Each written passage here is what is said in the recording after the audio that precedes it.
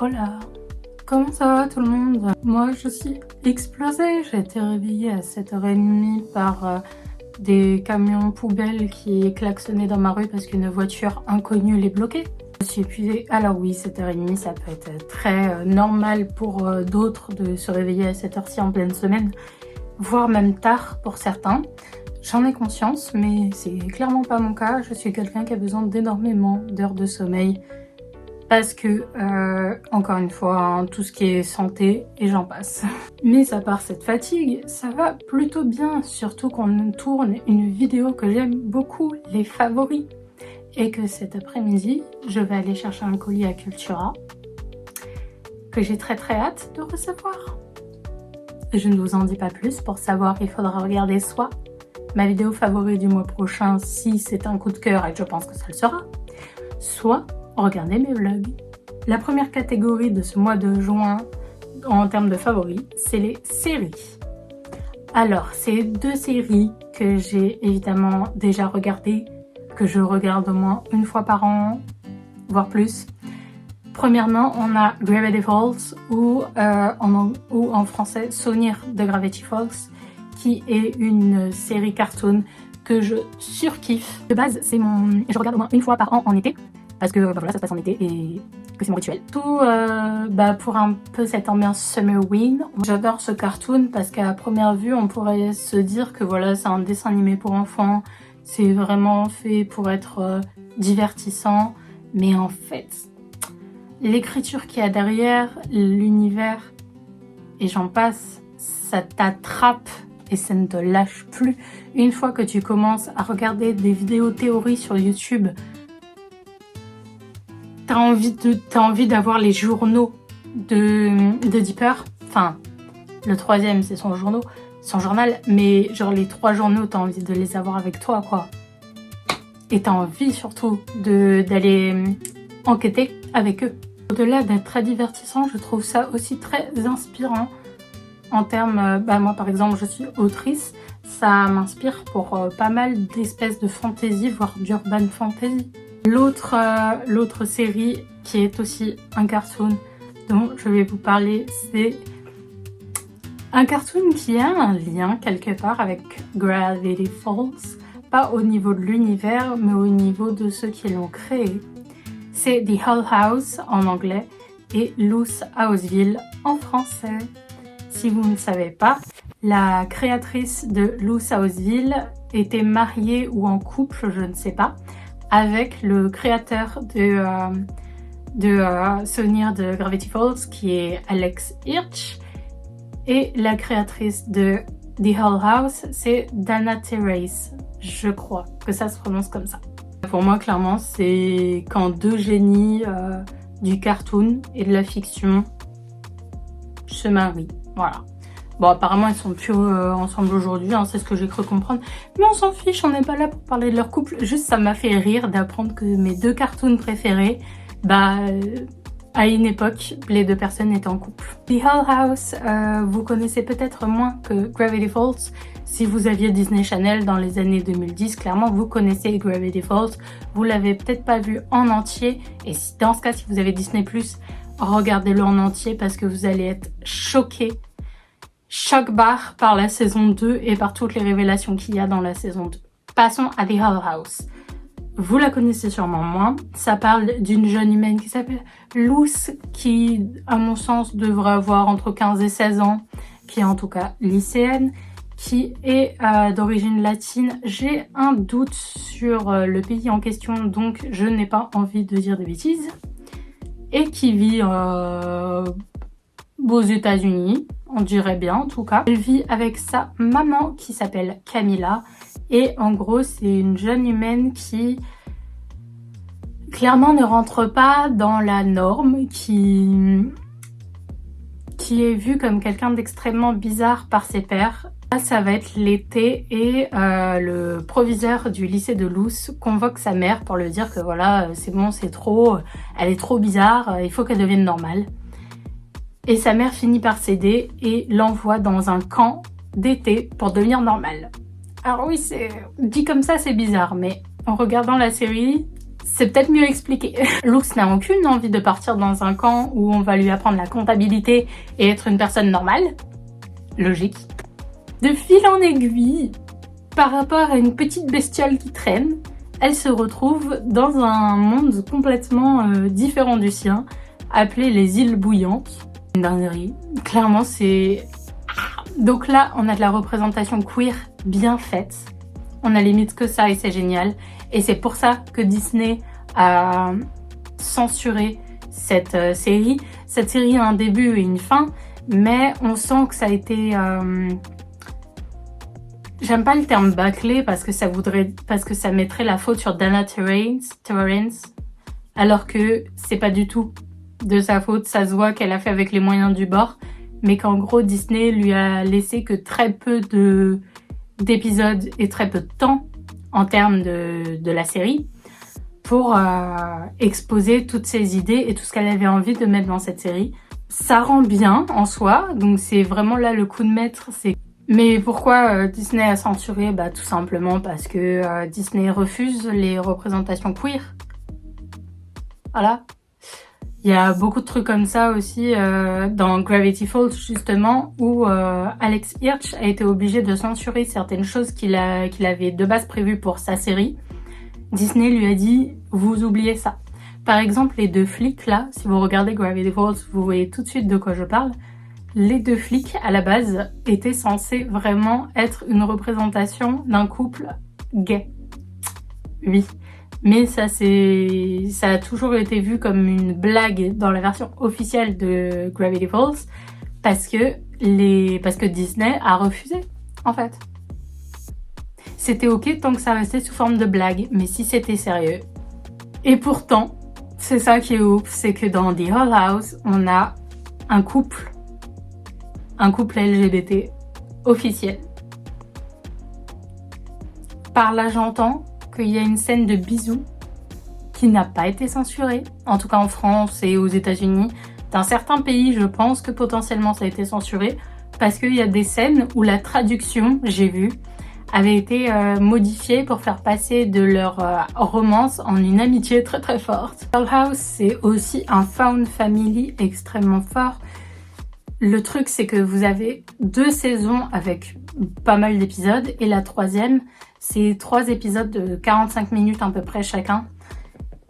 À la fin, vous êtes retourné et en même temps, vous en voulez plus parce que vous avez l'impression que vous avez commencé la série hier. Et c'est vraiment ça qui est dommage justement avec ce bail de censure, c'est que ça aurait pu aller encore plus loin. Au niveau de mes personnages préférés dans The Hull House, on a Amity. Luz aussi, ce qui est étrange parce que de base, moi, les personnages principaux, c'est vraiment pas mes personnages préférés. Eda, of course, et Hunter. Je m'identifiais beaucoup à Hunter et Amity. Et en vieillissant, j'avoue que ça serait super stylé d'être comme Eda. Bon, j'ai déjà 10 minutes que je parle de série, on va passer à la catégorie suivante. Les livres. Alors en fait, je dis les livres, mais il n'y en a qu'un. Lita de Katie O'Reilly-Ferrella, je sais toujours pas si je prononce bien, de la collection Grimoire des Sabbats aux éditions Danae. C'est un relié. Et oui, of course, c'est pour ça qu'il coûte 25 €. C'est une collection que je ne manque jamais. J'ai Samhain, Yule, Imbolc, Mabon et Lita, du coup. Alors du coup, pour celles et ceux qui débarquent sur ma chaîne, Lita, c'est ce qu'on appelle un sabbat. Qu'est-ce qu'un sabbat? C'est en gros les fêtes solaires, équinoxe, solstice et fêtes majeures du feu, je crois, qui sont soit inspirées de fêtes païennes, soit ajoutées à d'autres. C'est un peu compliqué. Là, tout de suite, je peux pas trop vous mettre ça. Vous parlez très très bien de ça dans cette vidéo, étant donné qu'on parle à la base de mes favoris et pas de sabbat. Mais je vous invite à aller regarder des vidéos sur YouTube qui parlent des sabbats parce qu'il y en a énormément et qui sont sûrement mieux expliquées que moi. Donc en tant que néo-païenne, en tant que sorcière et voilà, et en tant que personne spirituelle, j'aime beaucoup en fait, les sabbats. Je trouve que ces grimoires sont, en plus d'être très beaux, on va pas se mentir, autant à l'intérieur que l'extérieur, sont plein d'informations très intéressantes. Voilà, forcément, je ne trouve pas. Bon, par exemple, il y a des recettes. En fait, on passe par tout.